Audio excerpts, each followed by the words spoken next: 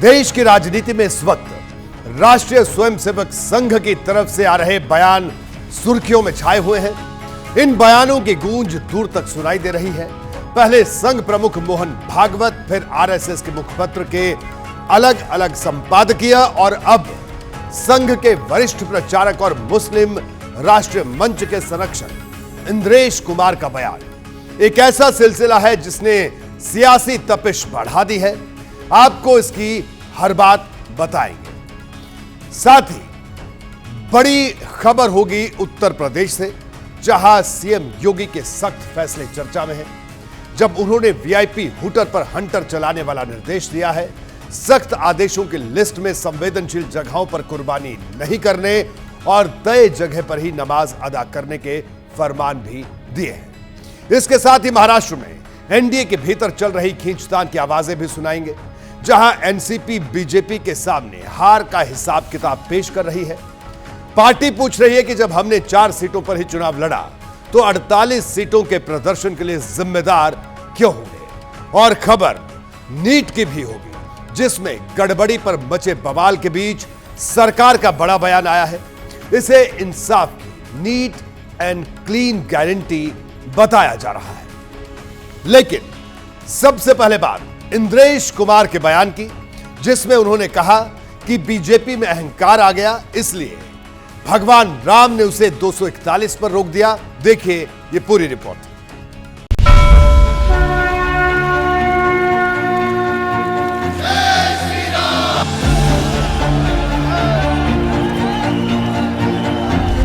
अभी इस 2024 में भी राम राज्य का विधान देखिए लोकतंत्र के परम में कैसा है। जिन्होंने राम की भक्ति की और धीरे धीरे अहंकार आ गया, उस पार्टी को सबसे बड़ी पार्टी घोषित कर दिया और उसका और जो पूरा उसको मत मिलना चाहिए, जो शक्ति मिलनी चाहिए, वो भगवान ने अहंकार के कारण दिया। आरएसएस के वरिष्ठ नेता और राष्ट्रीय मुस्लिम मंच के संरक्षक इंद्रेश कुमार का ये बयान इसलिए हैरान करने वाला है क्योंकि वो संघ परिवार के प्रमुख नेताओं में से एक हैं। वही संघ परिवार जिसमें बीजेपी भी शामिल है, जो संघ के आनुषंगिक संगठनों में से एक है। लेकिन इंद्रेश कुमार ने बिना लाग लपेट के कह दिया कि बीजेपी इसलिए बहुमत से दूर रही क्योंकि उसमें अहंकार आ गया था। इसलिए जिस पार्टी ने भक्ति की, अहंकार आया, उसको 241 पर रोक दिया, पर सबसे बड़ी बना दी। हालांकि इसी दौरान इंद्रेश कुमार ने बीजेपी के विरोधी दलों पर भी तंज किया। उन्होंने कहा कि राम का अनादर करने वाले 234 से आगे नहीं बढ़ पाए क्योंकि उन्हें राम दंड मिला। जिनके अंदर राम की अनास्था थी, अश्रद्धा थी, और उनको सबको मिलकर 234 पर रोक दिया। कहा तुम्हारी अनास्था का यही दंड तुम्हें है कि तुम सफल नहीं हो सकते। कहने को तो ये एक बयान भर है, लेकिन इन बातों ने संघ और बीजेपी के रिश्तों को लेकर भी नई चर्चा शुरू कर दी है। पूछा जा रहा है कि आखिर संघ के नेता एक के बाद एक बीजेपी के लिए चुभने वाली बातें क्यों कह रहे हैं। पार्टी इस पर खामोश है तो उसके बचाव में रामलला के मुख्य पुजारी मुखर हैं। 241 सांसद उनके हो गए हैं तो ये कम नहीं है। 500 वर्षों के जो विवाद रहा उसको समाप्त किया और राम मंदिर का निर्माण कराया। कमी जो है वो इंद्रेश जी के प्रयास में है।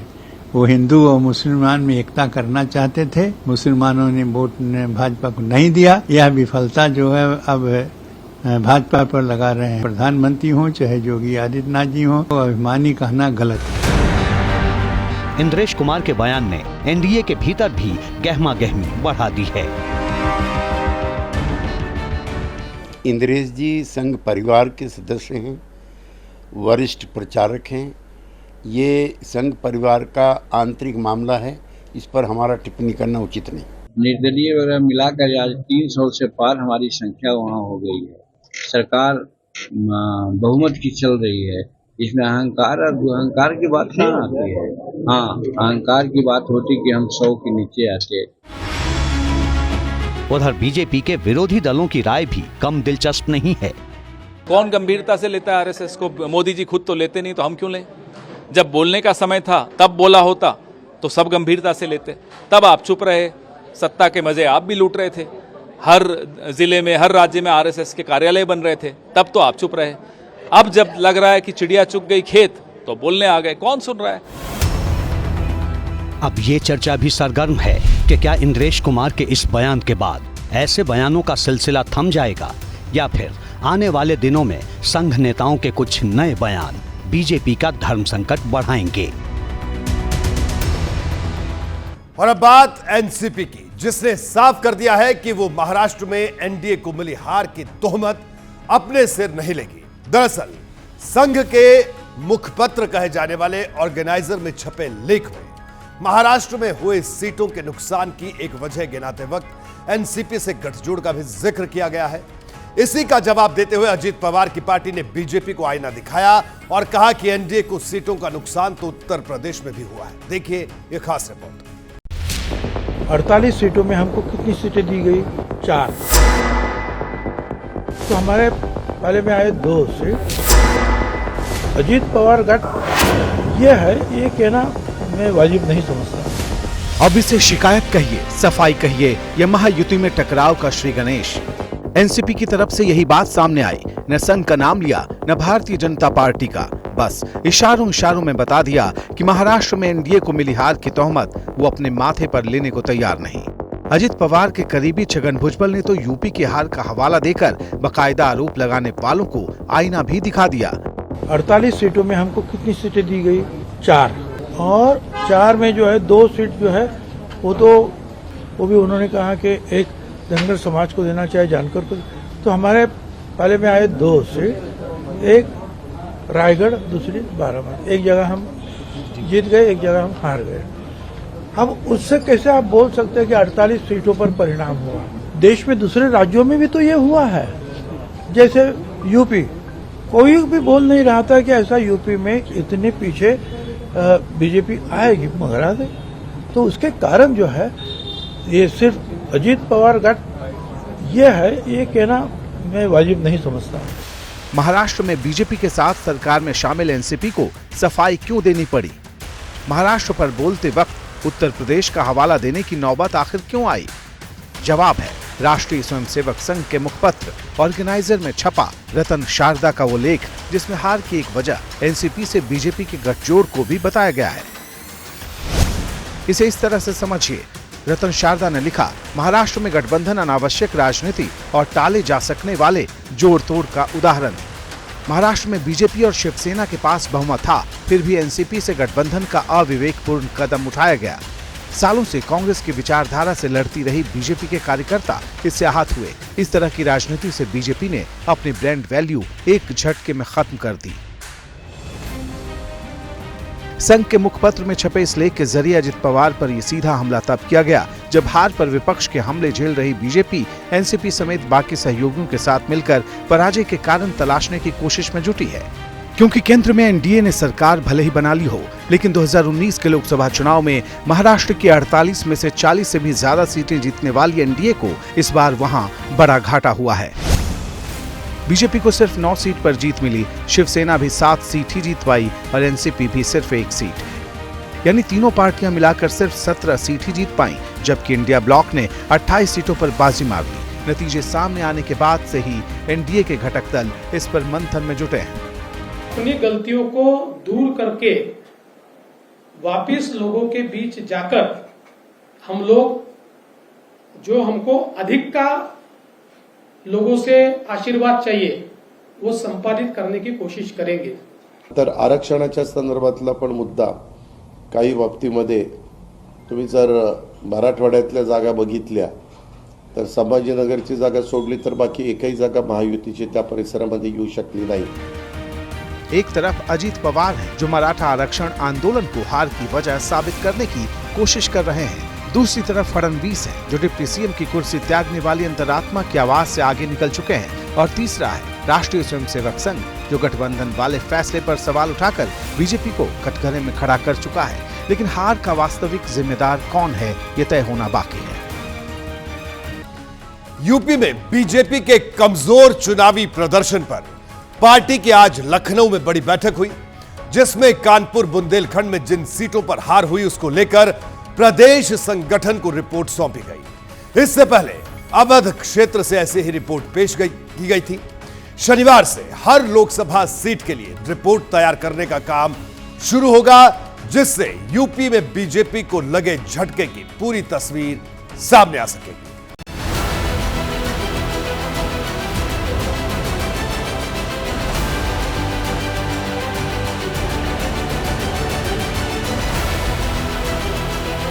पार्टी ने सभी लोकसभा क्षेत्रों में अपने कार्यकर्ताओं को भेजकर उन सब कारणों को जानने का हम लोग प्रयास करेंगे, जिन कारणों के कारण हम लोगों को अपेक्षा के अनुसार परिणाम नहीं आए। चुनावी रणनीति नाकाम रही, लेकिन ऐसा क्यों हुआ इसकी पड़ताल की जा रही। बीजेपी के खेमे में हार की समीक्षा हो रही है, वजहों को खंगाला जा रहा।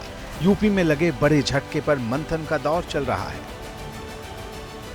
भारतीय जनता पार्टी एक विचारधारा से जुड़ा राजनीतिक दल है और हम अपने विचार के आधार पर हम लोग काम करते हैं और जिस प्रकार के परिणाम आए हैं उन परिणामों को सहजता से स्वीकार किया है। और मुझे निश्चित रूप से विश्वास है माननीय मोदी जी के नेतृत्व में और माननीय योगी जी के नेतृत्व में उत्तर प्रदेश और देश को एक समृद्धशाली राष्ट्र, एक विकसित राष्ट्र का जो सपना है माननीय प्रधानमंत्री जी का, उसे पूरा करेंगे।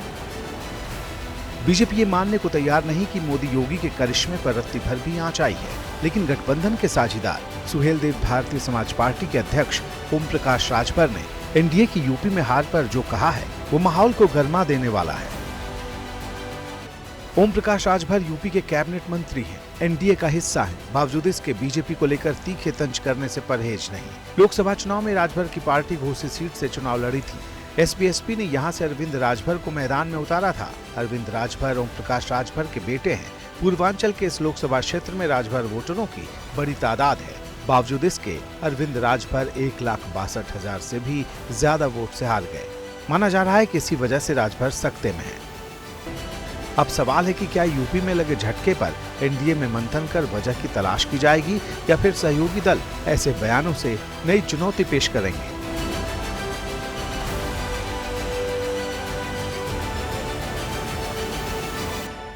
यूपी में सीएम योगी के सख्त फैसलों की फहरिस्त आज और लंबी हो गई। मुख्यमंत्री ने कानून व्यवस्था पर आला अफसरों के साथ बड़ी बैठक ली। मकसद आने वाले त्योहारों को लेकर कानून व्यवस्था को और चाक चौबंद करना था। इस दौरान दिए गए मुख्यमंत्री के 3 निर्देश सुर्खियों में है।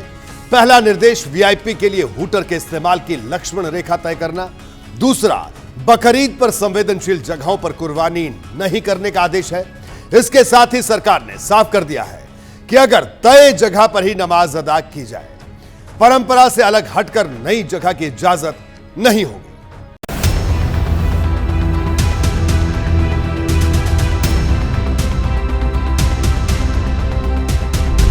खत्म हुआ इलेक्शन, अब योगी का एक्शन। हनक में बजाया हूटर तो कानून करेगा हिसाब। त्योहारों का सिलसिला, योगी का बड़ा फैसला। सड़क पर हुई नमाज तो कसूरवार पर गिरेगी गाज। यूपी में लॉ एंड ऑर्डर, सीएम योगी का सख्त ऑर्डर। चुनावी गहमागहमी में गुजरे 3 महीने के बाद उत्तर प्रदेश के मुख्यमंत्री योगी आदित्यनाथ ने अधिकारियों के साथ समीक्षा बैठक की। जो कहना था दो टूक कहा। आ रहे त्योहारों को देखते हुए एक के बाद एक सख्त फैसले सुनाते चले गए। योगी ने पहला प्रहार किया वीआईपी कल्चर पर। वीआईपी कल्चर किसी भी हाल में स्वीकार नहीं किया जाएगा। सरकारी या प्राइवेट गाड़ी में प्रेशर हॉर्न या हूटर नहीं बजना चाहिए। वीआईपी फ्लीट की पायलट कार में लगे हूटर की आवाज भी नियंत्रित हो। जो ये कानून तोड़ेगा उसके खिलाफ कार्रवाई होगी। आने वाले दिनों में बड़े कार्यक्रम भी होने हैं। इसके अलावा अलग अलग धर्मों के कई त्योहार भी पड़ने वाले हैं।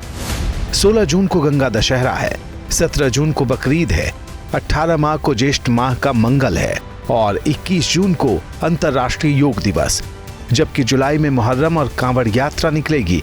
कानून व्यवस्था के नजरिए से यह वक्त काफी संवेदनशील रहने वाला है। इसलिए सीएम योगी ने अफसरों को 24/7 एक्टिव मोड में रहने का निर्देश दिया।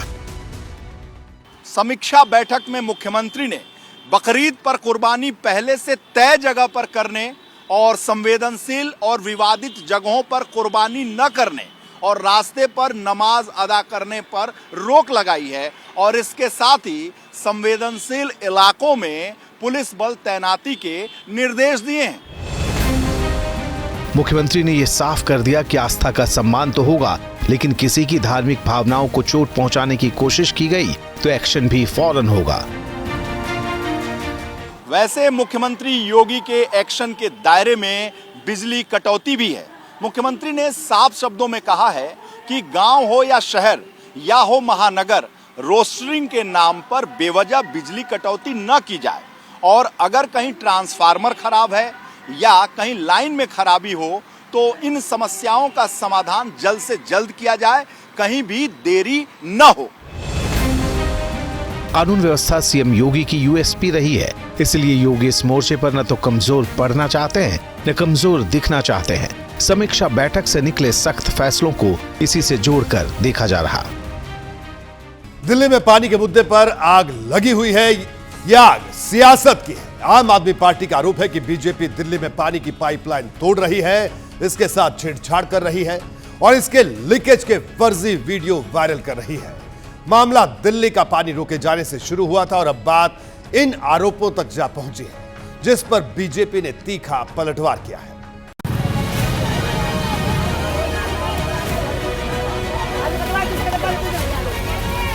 नीचे से पानी मुझे ढोना पड़ता है, सरिये में गैलन टांग के 3 दिन में 4 दिन में आता है और पीला भी पड़ जाता है पानी, तो पीने पड़ता है। तो देखो कितना मार हो रहा है, रोज यहाँ पे पानी भी ऐसे होता है। सुबह 4 बजे नंबर लगाए, 4 महीने से बहुत परेशान है। दिल्ली प्यासी है, लेकिन पानी के नाम पर सियासत की यहाँ आग लगी हुई है। स्थिति यहाँ तक आ पहुंची है कि आम आदमी पार्टी ने बीजेपी पर पानी की पाइपलाइन तोड़ने, इससे छेड़छाड़ करने और वाटर लीकेज के फर्जी वीडियो वायरल करने तक के आरोप लगा डाले हैं। देखिए, ये भाजपा की निम्न स्तर की राजनीति का एक और उदाहरण है। ये इतनी निम्न स्तर की राजनीति भाजपा को छोड़नी चाहिए। बीते इलेक्शन से सीखना चाहिए कि आज मोदी जी को 2 बैसाखियों की जरूरत है और वो इसी नकारात्मक राजनीति का परिणाम है। अरविंद केजरीवाल की लीडरशिप में आम आदमी पार्टी लगभग 10 साल सत्ता में रही। दिल्ली की जनता को पानी की समस्या से निजात दिलाने की बजाय उलझाने और घोटालेबाजी में आम आदमी पार्टी सरकार का दावा है कि दिल्ली में पानी की लीकेज के आरोप झूठे हैं। ये सियासत तब हो रही है जबकि देश की राजधानी में हर दिन तकरीबन 50 मिलियन गैलन पानी की कमी है। पानी की कमी दूर करने के लिए इमरजेंसी उपाय करने की मांग को लेकर मामला सुप्रीम कोर्ट तक जा पहुंचा। बावजूद इसके अब तक समाधान की मुकम्मल राह तैयार नहीं हो पाई है। सुप्रीम कोर्ट ने फैसला अपर यमुना रिवर बोर्ड पर छोड़ा है। अब इसकी बैठक पर सबकी निगाहें हैं। केजरीवाल सरकार कह रही है कि जब तक बैठक नहीं हो जाती तब तक दिल्ली वाले सावधानी से पानी खर्च करें, क्योंकि ये बेहद कम है। बीजेपी की जो सरकार है हरियाणा की, वो हमसे दुश्मनी निकालने पे लगी हुई है। हमसे दुश्मनी निकाली है, कोई बुरी बात नहीं, लेकिन दिल्ली के लोगों को सजा क्यों दे रहे हैं भाई? 7 सांसद तो आपके जिताए दिल्ली के लोगों ने, और क्या हो गया? कहां है वो 7 सांसद? दिल्ली सरकार ने डेटा जारी किया है कि हर दिन दिल्ली में 1005 MGD पानी का उत्पादन होता है, लेकिन ये भी लगातार घट रहा। 13 जून को सिर्फ 939 MGD ही प्रोडक्शन हुआ, यानी जितना कम उत्पादन हुआ उतनी पानी की कमी रहने वाली है। इससे पहले हिमाचल प्रदेश से जरूरत के पानी की कमी पूरी होने की उम्मीद भी धुंधली हो चुकी है, क्योंकि राज्य के पास 137 क्यूसेक अतिरिक्त पानी नहीं है जो दिल्ली को दे सके। दिल्ली में खर्च होने वाले पानी की 90% जरूरत दूसरे राज्यों से पानी की आपूर्ति पर निर्भर है, इसलिए ये संकट चुनौती बन गई है। इसी बोरिंग को लेकर के सबको आसरा है। ये खारा पानी है, पीने से गला बैठता है, बीमार पड़ता है, फिर भी हम लोग मजबूरी में पी रहे हैं। पानी मिलता नहीं है और वहाँ पे जाते हैं पानी देते नहीं है, ब्लैक करते हैं खूब। 400, 800, 1000 मतलब उनके जितना आ जाए उतने ब्लॉक करते हैं। ये पूरे दिन हम 11-12 घंटे इंतजार करते हैं, जल बोर्ड में जाते हैं, वहाँ क्या बताएं ऐसा दुर्व्यवहार हमारे साथ किया जाता है। प्यासी दिल्ली को सियासत से राहत की उम्मीद न के बराबर है। उम्मीद है तो मानसून से, जो 30 जून तक राजधानी में दस्तक दे सकता है।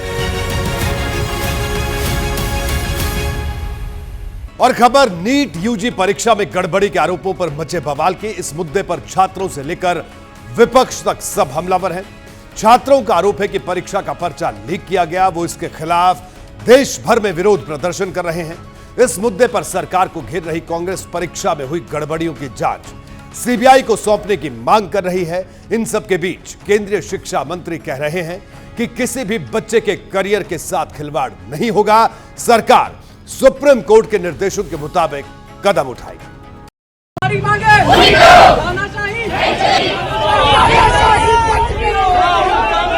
सरकार सारे चीजों को ध्यान से देख रही है और मैं आश्वस्त करता हूं, मेरी पहला चिंता मेरे विद्यार्थी है। पारदर्शी तरीके से हमारी सरकार प्रतिबद्ध है काम को इम्प्लीमेंट करने में। ये नीट के एग्जाम का घोटाला है और मैं समझता हूं इसमें केंद्र की मोदी सरकार सीधे तौर पे जिम्मेदार है।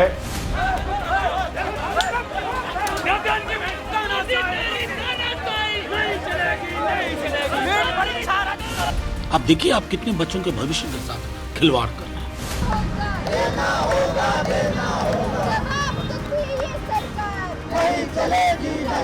सुप्रीम कोर्ट ने कहा ना इसमें से इतने 1563 लोग करो, हमने किया। 8 तारीख को कुछ कहेगी उसको निश्चित रूप से हमको पालन करना है। नीट यूजी परीक्षा पर छात्रों के सवाल, बवाल और सुप्रीम कोर्ट की सुनवाई के बीच सरकार आखिरकार सफाई लेकर सामने आई। शिक्षा मंत्री धर्मेंद्र प्रधान ने माना कि परीक्षा केंद्रों में कुछ गड़बड़ियां थीं। 24 लाख विद्यार्थी एप्लीकेंट थे, 23,33,000 विद्यार्थी परीक्षा दिए हैं।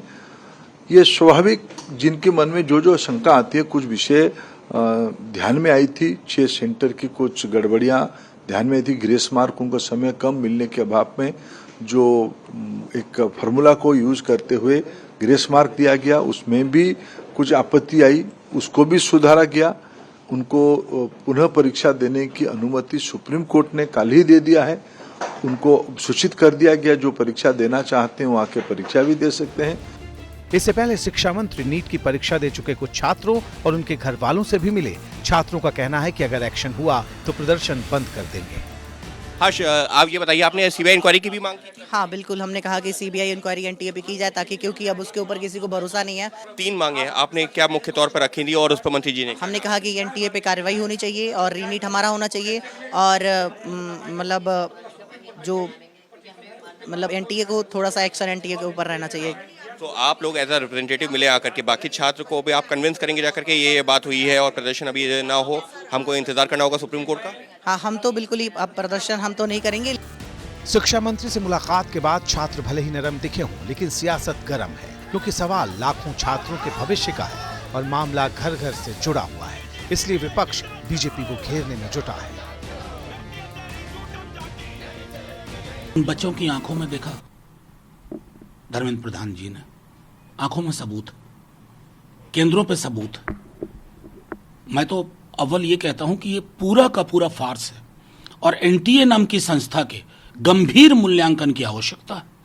ये नीट के एग्जाम का घोटाला है और मैं समझता हूं इसमें केंद्र की मोदी सरकार सीधे तौर पे जिम्मेदार है।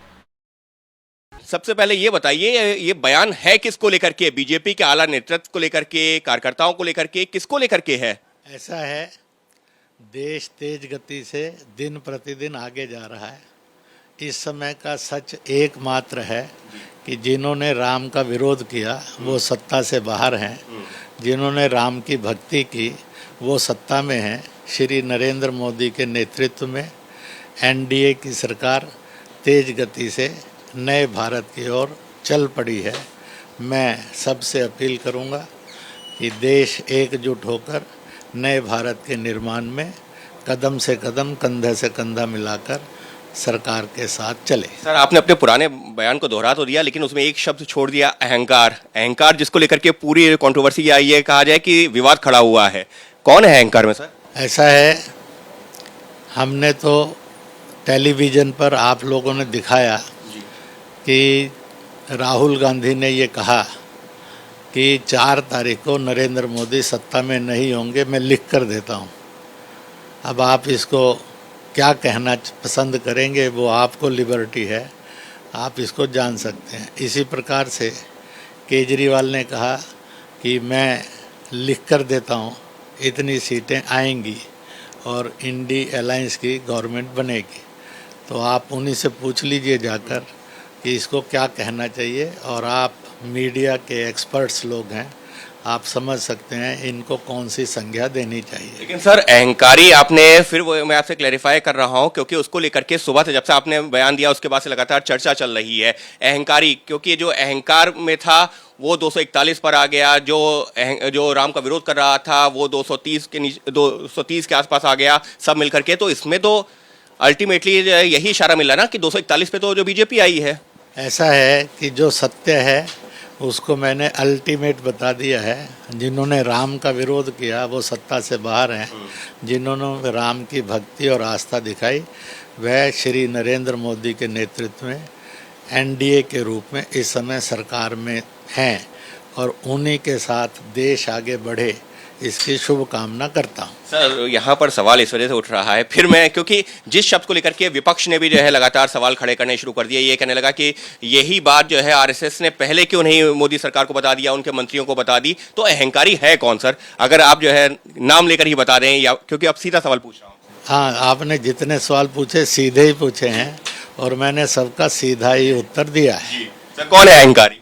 मैंने बता दिया, इसलिए ये वक्तव्य आप ही लोगों ने दिखाए थे कि इतनी जो सीट नहीं होंगी और नरेंद्र मोदी प्रधानमंत्री नहीं रहेंगे, तो इसलिए आप स्वयं ढूंढ लीजिए और आप सब खोजी हैं इसलिए खोज सकते हैं। मैंने बता दिया कि इस समय देश के अंदर और भाजपा एनडीए के रूप में सरकार बन गई है और देश के प्रधानमंत्री श्री नरेंद्र मोदी उस सरकार का नेतृत्व करते हुए तेज गति से आगे जा रहे हैं। अभी तक वो बयान जो हम लोगों को जो मिला था, लेकिन अब क्योंकि हम आपसे सीधे बात कर रहे हैं और आपके बयान को सुनकर के लग रहा है कि आपने विपक्ष के नेताओं को, राहुल गांधी, अरविंद केजरीवाल का आपने नाम लिया, आपने उनके लिए अहंकारी शब्द का इस्तेमाल किया। मैंने किसके लिए किया, क्या नहीं किया, ये आप सब देख चुके हैं और दिखा चुके हैं। इसी से कंफ्यूजन हो जाता है सर, थोड़ा सा क्लियर कर देंगे तो ज्यादा अच्छा रहेगा। इसी के अंदर से बहुत स्पष्ट बता रहा हूँ, देश का जनमत निर्णय हो चुका है और निर्णय में ये हो गया है कि राम विरोधी सत्ता से बाहर हैं और राम भक्त सत्ता के अंदर हैं। इनकी खुशियाँ मनाइए और देश को आगे बढ़ने की प्रेरणा आप सब दें। आप साफ नहीं बोलते सर, उसको लेकर कंफ्यूजन हो जाता है, फिर आप कहते हैं कि मीडिया ने ऐसा कर दिया, तभी आपसे सर पूछ रहे हैं। तो किसी को दोष नहीं दिया, मैंने पहले भी नहीं कहा इसको दोष है और उसको दोष है। मैंने तो बताया कि at present this is the real situation, so I told that real position. तो 241 वाले अहंकारी नहीं है आप कह रहे हैं? चलिए आगे सर एक दो सवाल आपसे और लेना चाह रहा हूँ। 241 वाले अहंकारी नहीं है? मैंने अपनी बात कह दी है, आप अपनी बात को घुमाते रहिए, आपको फुल लिबर्टी है, परंतु मेरी बात जितनी मुझे कहनी चाहिए थी वो मैंने आपको कह दिया। अभी हम लाइव चल रहे हैं तो सर इस वजह से मोहन भागवत जी का भी जो एक बयान आया और उसके बाद आपका बयान आया, तो ये कहा गया कि संघ नेता बहुत ज़्यादा खुश नहीं है, संघ प्रचारक, संघ प्रमुख बहुत ज़्यादा खुश नहीं है कि लोगों के अपने अपने सोच है, किसी की सोच के ऊपर जबरदस्ती नहीं किया जा सकता है, दैट इज देयर लिबर्टी। तो सर संघ और बीजेपी में कहीं कोई मतभेद नहीं है? मैंने कहा है कि लोग जो हैं ख्याली पुलाव बहुत बनाते हैं और ख्याली पुलाव जो हैं ये कभी भी असलियत नहीं होते हैं। कहा जा रहा था कि संघ का इस्तेमाल उस तरह से, संघ के जो कार्यकर्ता थे, जो स्वयंसेवक थे, वो चुनावों में निकले नहीं। बीजेपी की जो कम सीटें आई हैं उसकी एक वजह वो भी रहा है चुनावों में। ऐसा है कि लोगों को अपने अपने आंकलन करने की स्वतंत्रता थी, है और सदा रहेगी। आइदर दे आर रॉन्ग, तो भी उनको आंकलन करने की अपनी आज़ादी है। आप कह रहे हैं कि उन्होंने राम का विरोध नहीं किया, वो जो है जिन लोगों ने राम का विरोध किया वो सत्ता से बाहर हैं, लेकिन सर बीजेपी भी तो अपने आप पूर्ण बहुमत नहीं ला पाई, जबकि नारा तो ये लगने लगा था ना कि जो राम को लाए हैं हम उनको लाएंगे। बीजेपी के कार्यकर्ता ये जो है नारा लगा रहे थे, लेकिन फिर भी सर 272 नहीं पहुंची बीजेपी, वजह क्या लगती है? प्रयत्न हरेक करता है, प्रयत्न इस बात को बताते हैं कि दो समूह हो गए थे और एनडीए के रूप में समूह सत्ता में पहुंच गया, इंडिया के रूप में समूह यह सत्ता से बाहर हो गया। लेकिन साहब विपक्ष तो अभी भी कह रहा है ये सरकार मजबूत नहीं है, स्थिर नहीं है, तो आप लोगों का क्या आकलन है? विपक्ष का अपने आरोप प्रत्यारोप हैं, सरकार उसके अंदर सक्षम है उनके जवाब देने में, और जनता भी सक्षम है उनको जवाब देने में। सर, जनता आपको लाइव इस समय देख रही है, तो एक सवाल का जवाब दीजिए। विपक्ष कहता है कि जो बीजेपी की सरकार चलती है वो नागपुर से चलती है, आरएसएस के कहने पर चलती है। बहुत कहते हैं कि आदमी के ख्याली पुलाव जो हैं बहुत बढ़िया हैं, ऐसे ख्याली पुलाव बुनने वाले आज सत्ता से बाहर हैं। तो सर ये जो विपक्ष के आरोपों का मतलब निराधार है, कह रहे हैं आरएसएस का कोई रोल नहीं होता सरकार में चलाने में, बीजेपी की सरकार। बताया है कि वो स्वयं ख्याली पुलाव से सवाल खड़े कर रहे हैं, जिनकी कोई असलियत नहीं है, जिनकी कोई पैर नहीं है। बस सर एक आखिरी सवाल जो है चलते चलते, क्योंकि आप भी काफी व्यस्त है, अभी जो है जो चुनावों के बाद में आरएसएस एक बैठक कर रही है, जानकारी मिली है, और बीजेपी भी उसमें शामिल होगी।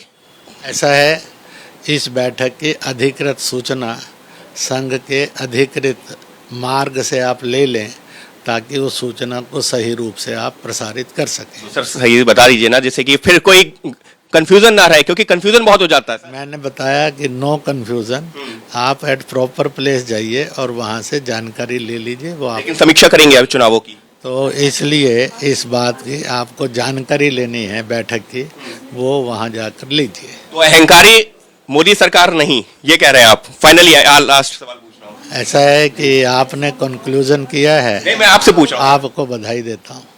चलिए बधाई दे रहे हैं, लेकिन इंद्रेश जी की यही एक खासियत है, कह भी देते हैं बहुत कुछ और कहते भी नहीं है। और यही जो है संघ के तमाम नेताओं, फिर चाहे मोहन भागवत जी की बात की जाए, इंद्रेश जी की बात की जाए, यही जो है एक तरह से उनकी जो पहचान भी रही है, उनके वक्तव्य भी इसी तरीके से रहे हैं। लेकिन निश्चित तौर पर अब जो इंद्रेश जी का बयान सामने आ रहा है वो ये बता रहे हैं कि राहुल गांधी और अरविंद केजरीवाल ऐसे नेता जो लगातार ये कह रहे थे कि मोदी सरकार जो सत्ता में वापसी नहीं करेगी, वो जो है गारंटी दे रहे थे, तो अब जब वापस आई है तो एक तरह से अब ये बताने की कोशिश है कि किसके लिए अहंकारी शब्दों का इस्तेमाल किया। लेकिन सीधे तौर पर अभी भी किसी का नाम नहीं ले रहे हैं, लेकिन बातों ही बातों में राहुल गांधी और अरविंद केजरीवाल का जिक्र जरूर कर रहे हैं। और रही बात क्या संघ का रोल होता है बीजेपी के सरकार में, महत्वपूर्ण रोल होता है जैसा कि विपक्ष कहता है, तो उस पर यही कहा है कि ख्याली पुलाव पकाने में हर्ज नहीं है।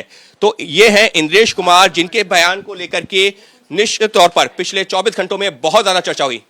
जी, इस प्राण प्रतिष्ठा महोत्सव में पधारने के पूर्व प्रधानमंत्री जी ने कठोर व्रत रखा। वो अकेले तप कर रहे हैं, हम क्या करेंगे? देश देख रहा है, एक अकेला कितनों को भारी पड़ रहा है।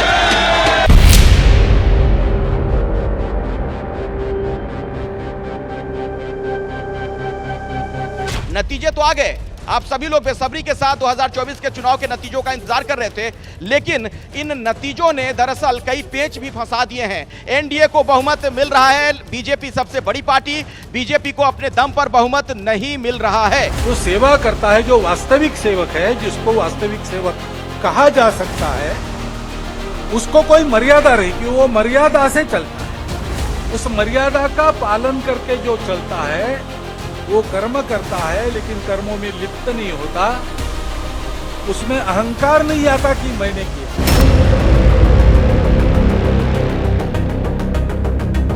जिन्होंने राम की भक्ति की और धीरे धीरे अहंकार आ गया, उस पार्टी को सबसे बड़ी पार्टी घोषित कर दिया, और उसका और जो पूरा उसको हक मिलना चाहिए, जो शक्ति मिलनी चाहिए, वो भगवान ने अहंकार कर दिया।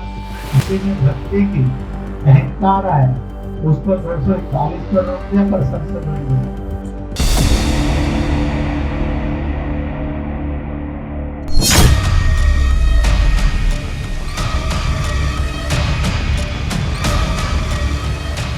एक साल से मणिपुर शांति की राह देख रहा है, उसके पहले 10 साल शांत रहा।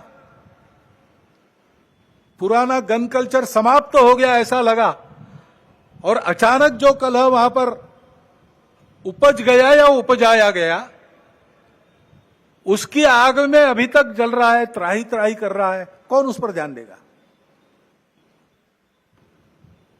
प्राथमिकता देके उसका विचार करना ये कर्तव्य है। मैं नरेंद्र दामोदर दास मोदी ईश्वर की शपथ लेता हूं कि 9 जून को नरेंद्र मोदी तीसरी बार प्रधानमंत्री की कुर्सी पर बैठे और 24 घंटे के भीतर ही संघ प्रमुख की तरफ से मणिपुर पर ऐसा बयान आ गया जो बहुत कुछ साफ करता है। 1 साल से मणिपुर शांति की राह देख रहा है, कौन उस पर ध्यान देगा? अब संघ प्रमुख के इस बयान को किस नजर से देखा जाए, सुझाव की नजर से या शिकायत की नजर से?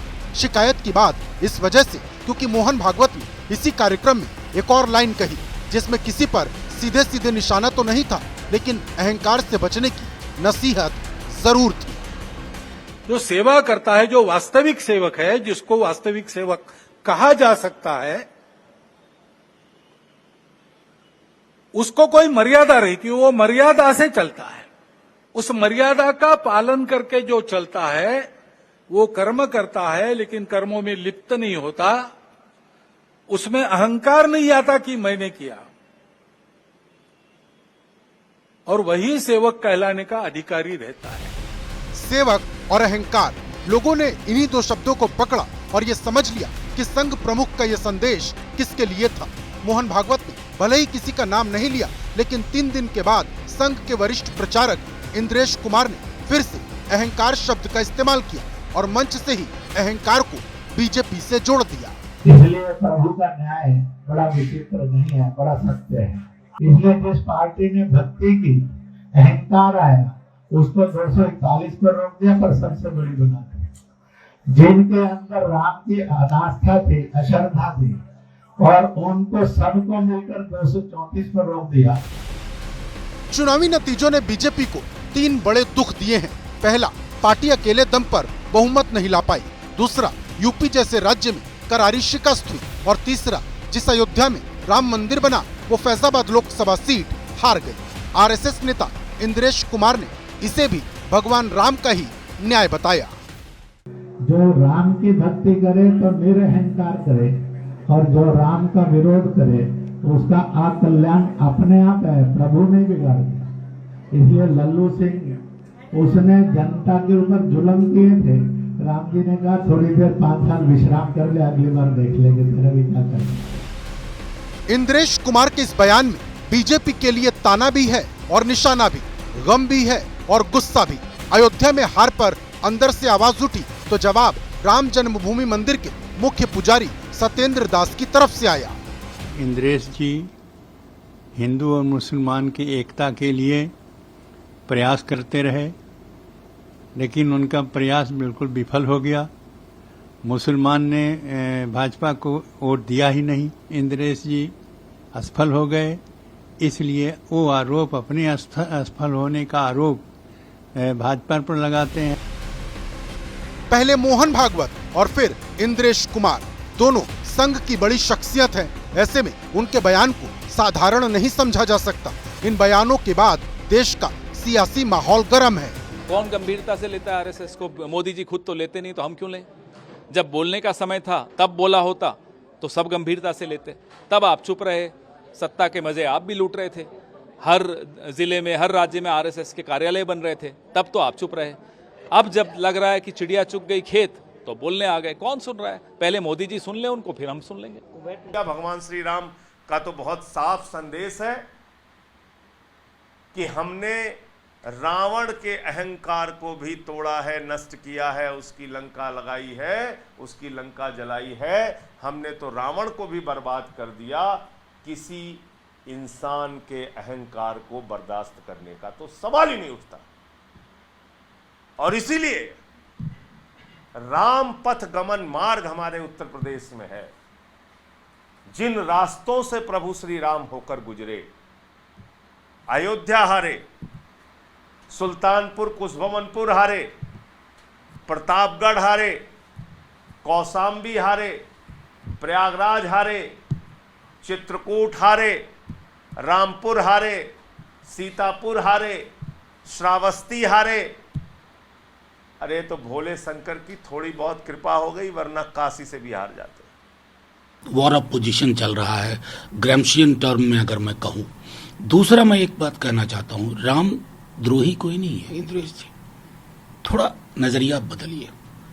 मर्यादा पुरुषोत्तम की उस छवि को हम मानते हैं जिसे बापू मानते थे। संघ की तरफ से आ रहे बयानों के बीच मोहन भागवत उत्तर प्रदेश के गोरखपुर में है। यहां संघ का कार्यक्रम चल रहा है। कल सीएम योगी आदित्यनाथ उनसे मुलाकात भी करेंगे। हालांकि इस मुलाकात के कोई सियासी मायने नहीं है, लेकिन जब मोहन भागवत इस कार्यक्रम को संबोधित करेंगे तो उनके एक एक शब्दों पर लोगों की नजर रहेगी। तो भारत की बात में आज इतना, दीजिए इजाजत। नमस्कार।